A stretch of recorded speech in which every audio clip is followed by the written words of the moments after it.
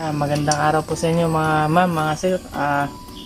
Ang content po natin ngayon ay magpipintura tayo ng eto tambutso. Kung magpipintura kayo ng tambutso, dapat high-tech po ang inyong pintura. Ang pintura nyo dapat ay high-tech. Eto, ganito. Yan, yung may apoy, yung merong lutuan. Yan, kita nyo yan yan, ganyan dapat. Yung may apoy-apoy na ganyan. High temp yan. Bosny lang po. Okay na. High temp Bosny. Tatagal na. Basta patuyuin nyo lang po mabuti bago nyo gamitin yung tambutso. Yun nga po palang mga nag-chat po sa akin sa comment section. Yung mga hindi lang nila ma-start yung kanilang motor. Tignan nyo po muna yung inyong spark plug kung may spark.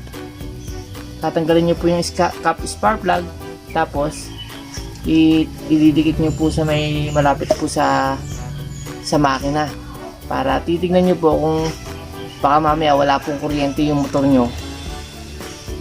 At saka o kaya mahina lang yung battery. Basta lagyan nyo muna ng battery kung mga walang kicks. Wala yung iba kasi sabi nila wala silang kickstart. Push start lang. Basta malakas ang battery mo para makita mo yung kuryente, kung may lumalabas na kuryente ron sa spark plug. Kasi kung hindi mo babaklasin sa spark plug, basta na lang ayos-ayusin mo, hindi mo maayos yan. Basta kauna-unahan mo titignan dyan ay yung spark plug, kung ito ay may kuryenteng lumalabas.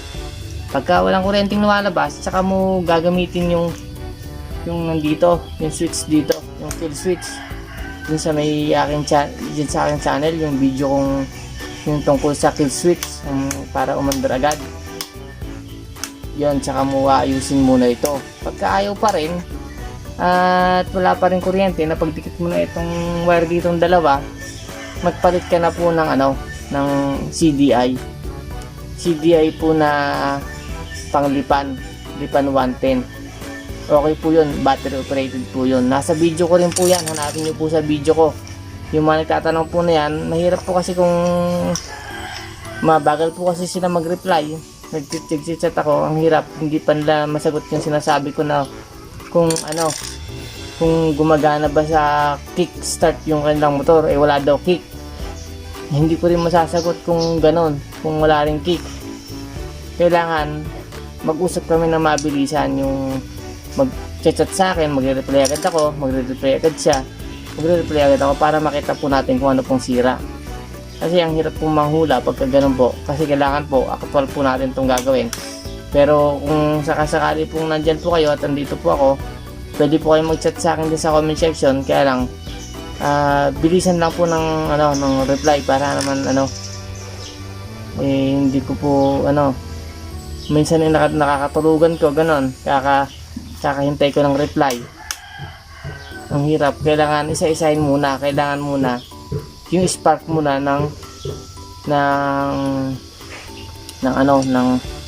spark plug, kung may spark yung spark plug nyo dun sa may cap spark plug. Bubuksan nyo lang po ito. Tapos pag nabaklas nyan yung cap spark plug, tatanggalin nyo yun. Niloroskas lang yun. Tapos pagka tinutok nyo ganyan sa may bakal, kailangan may konting awang na ganyang kaliit, mga ganyan. Pagka may nakita nyo may spark, alam nyo yung yung video ko dyan, hanapin nyo dyan yung video kong STX Yamaha. Ganun ang gagawin nyo sa spark plug. Yung spark plug lang huwag nyo pakialaman yung CDI, kasi ibang CDI ng STX na yun. Tignan nyo kung paano ginawa ko rin sa spark plug, kung paano nag-i-spark. Ganun lang ang gagawin nyo para makita nyo yung spark ng mga motor nyo, kung nag-i-spark nga ba, may kuryente yun kung nag-i-spark. Pagka hindi naman, wala pong kuryente yun. Tapos yun nga, basta yun ang kauna-unahan yung titignan, spark plug. Yung spark nung nagpupunta sa spark plug, yung wire nun. Makikita nyo lang sa aking video dun sa STX Yamaha kung paano ginawa ko. Tinignan ko siya kung wala siyang kuryente. Ganon ang titignan nyo. Pero yung CDI nun, wag nyo nang ituloy dun sa CDI, kasi yung CDI nun iba sa Rusi. ginawa lang natin yun kasi nagpagawa lang sa atin. Yung mga nagtatanong naman sa STX dyan, yun lang po talaga ang solusyon doon. Kasi yun talaga, konektado po yun sa may susian. Sa susian ng STX. Yun po ang kasagutan po talaga dun sa sira na yun. Talagang kailangan mo pagdikitin yun, o kaya hanapin mo yung wire dun sa may malapit sa ulo kung ikaw tinatamad dun sa CDI. Hanapin mo yung wire dun na nanggagaling sa yung dikit yung dalawang wire na yun, yung kulay na yun. Nandun naman yung sa aking video, tingnan nyo na lang po sa aking video. At kung meron pa po kayong ibang kailangan kong gawan ng video o content, sabihin nyo lang po at gagawin po natin. Nahanap po ako ng unit na ganun ang sira sa sinasabi nyo, para magawan po natin ng paraan para makita nyo kung paano nyo aayusin yan sa inyo. Simple lang po lahat yan, huwag po kayong maglala, napakadadali lang po na yan. Kahit yung magbaba ng makina, madali lang rin yan. Kala nyo lang mahirap, natatakot kayo, ganyan, hindi, napakadali nga. Tsaka nga pala, yung nga po palang nagsasabing pag binaba ang makina, magiging sirain na, hindi na katulad ng stock. Mas maganda pa nga po pag binaba ang makina. Kasi pag binaba ang makina, bibili ka ng mga original na bearing nun, mas matibay, mga gasket na bago na, mas maganda, mas bago na, okay na siya, hindi na siya yung katulad. Kasi pag kahit original yan, kung magtatagal at gagatuin na, masira at masisira yan talaga. Kung kahit original, kahit stock yung yung oil seal niya, ang gagawin mo na, papatibayin mo na, lalagyan mo na ng oil seal, lalagyan mo pa ng tri-band, yung pandikit, para mas matibay. Mas maganda nga po talaga pagka binubuksan ng makina, kasi mas malilinis mo pa yung mga naipon na mga dumi, yung mga namumung mga langis-langis sa loob. Kasi may namumung langis-langis yan, malilinis mo yun ng gasolina lahat. Ganun, mas maganda pagka nabuksan kaysa sa hindi nabuksan. Yung namang stock naman na hindi nabuksan, okay pa yun, ibig sabihin good pa. Wag lang talaga yung pababayaan talaga sa langis para hindi nyo nabuksan.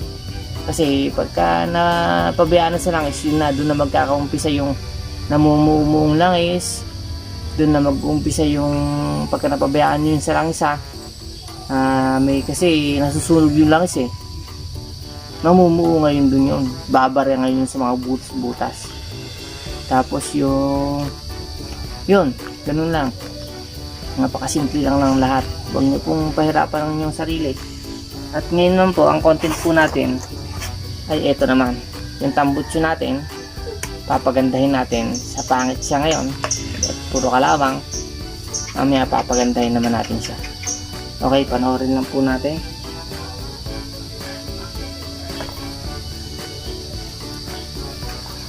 Ito lang po ang gagamitin natin.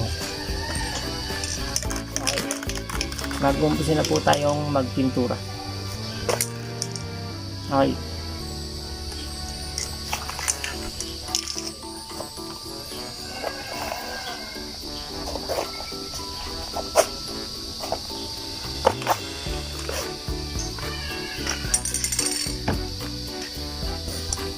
Okay, pag magpipintura po kayo, lalagyan nyo po ng sabitan para ito ay okay.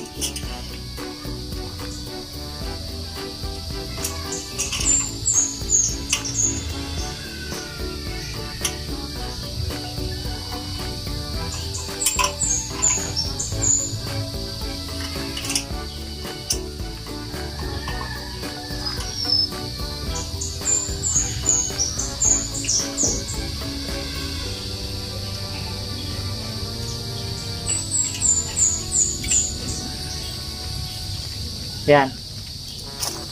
Lalayo natin para. Tapos po pala, ang technique ko po sa ganung mga pintura, haalugin nyo po ng 16 alog. Bibilang po kayo. 1, 2, 3,